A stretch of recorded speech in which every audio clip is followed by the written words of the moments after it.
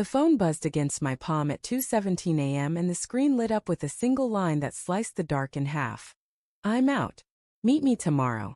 Same spot. Jay. My wife's breathing stayed soft beside me, one arm flung across my chest like nothing had changed, but the name on the message, J for Jake, the ex she swore was ancient history, felt like a blade sliding between my ribs.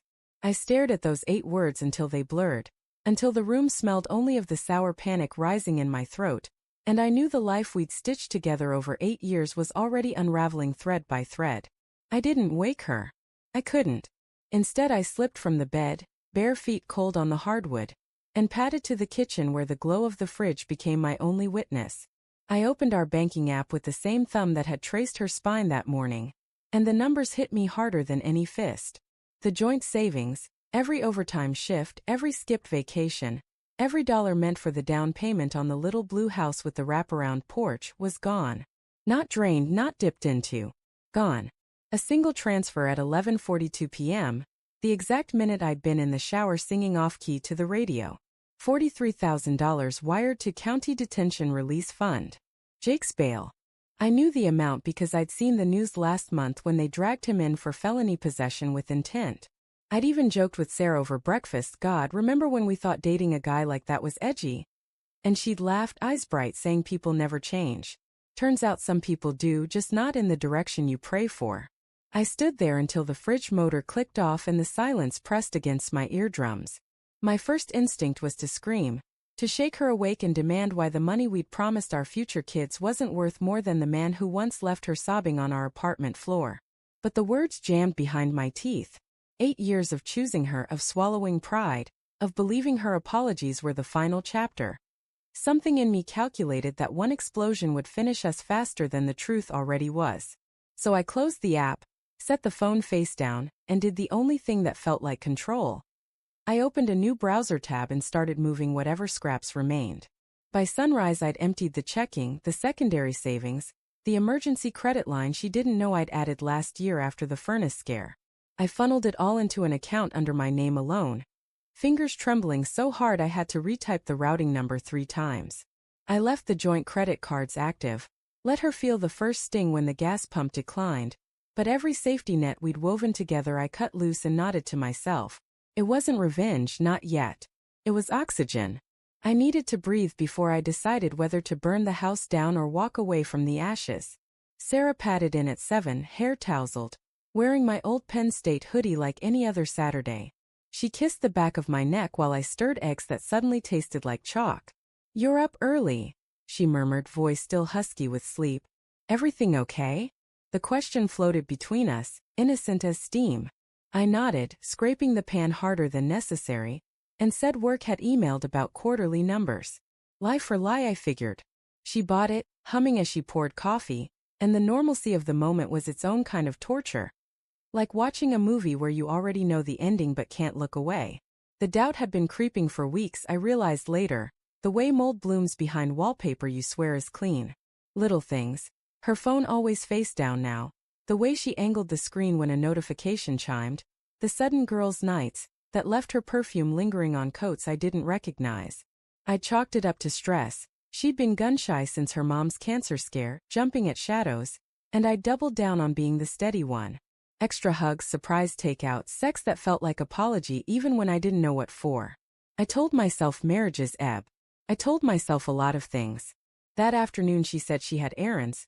Dry cleaner, post office, maybe Target for new throw pillows because the old ones smelled like dog even though we didn't have a dog. I smiled the thin smile I perfected in customer service hell, and told her to take her time. The second her SUV backed out, I was in her closet, kneeling among the shoes she'd never throw away, fingers closing around the burner phone taped beneath the winter boots. The call log was a punch list, Jake, Jake, Jake. The texts were worse. Promises. Coordinates. A selfie of her in the lingerie I'd bought for our anniversary, captioned, "Wish you were here." My stomach folded in on itself. I sat on the carpet until my legs went numb, reading every syllable until the words lost meaning and became just shapes of betrayal. She came home flushed, arms full of bags that clinked with bottles, Prosecco because we deserved a treat. I helped carry them in, asked about her day, listened to the practiced lilt of her lies. When she reached for her regular phone to show me pillow swatches, I saw the tremor in her wrist. She knew I was watching. Maybe she even wanted me to see. That night we ate Thai on the couch, some rom-com flickering, and she curled into me like a cat that hadn't just shredded the curtains. I let her. I needed the weight of her head on my shoulder one last time. Needed to memorize how her hair smelled like coconut and possibility before I torched it all. Sunday she announced a brunch date with Megan, her college roommate who'd moved back to town. I nodded, said have fun, and the moment the door shut I called the bank again. Closed the last shared card. Transferred the piddly $63 left in joint checking. Then I sat at the kitchen table with a legal pad and wrote it all down, dates, amounts, screenshots printed at the library because I didn't trust our printer not to snitch. Evidence not for court but for me. Proof I wasn't crazy. Proof love could be a weapon turned inward. She came home tipsy, laughing about bottomless mimosas, and found me on the porch steps staring at nothing. The air smelled like cut grass and impending rain. "Hey, handsome," she said, nudging my knee with hers. "You look like someone kicked your puppy." I turned the screen of my phone toward her. The bail receipt. The transfer confirmation. Her face cycled through every shade of pale before settling on ash. "Ethan," she started, and the sound of my name in that moment was worse than any scream. I didn't yell. I'd promised myself that much. Instead I asked, quiet as snowfall, why the man who once broke her wrist in a drunken rage was worth more than the crib we'd priced last month. She cried, ugly shoulder-shaking sobs that soaked my shirt when she tried to hug me. She said Jake had changed, that county jail scared him straight, that he'd promised to pay us back with his VA disability once the paperwork cleared. She said she panicked when his mom called begging, that she thought she could fix it before I noticed, that she was going to tell me everything tonight. Every excuse tasted like rust in the air between us. I listened until the sky bruised purple, until the first fat drops hit the railing. Then I asked the only question that still mattered. "Do you love him?" She hesitated, half a heartbeat, maybe less, and that pause was the real divorce paper. She swore it was just guilt, just closure, just one last kindness to the girl she used to be. But her eyes flicked to the dark beyond the porch light, searching for escape routes I'd already mapped. I stood up, knees cracking. "I moved the money," I said. "Everything left. It's gone where you can't follow." Her mouth open, closed. For the first time in 8 years, Sarah had no story ready. I walked inside, locked the bedroom door, and slept on the floor because the bed smelled like her lies. In the morning I was gone before she woke. Duffel in the truck, new apartment keys burning a hole in my pocket, the legal pad tucked under the seat like contraband. She called 7 times that first day. Texts that started with apologies and ended with accusations.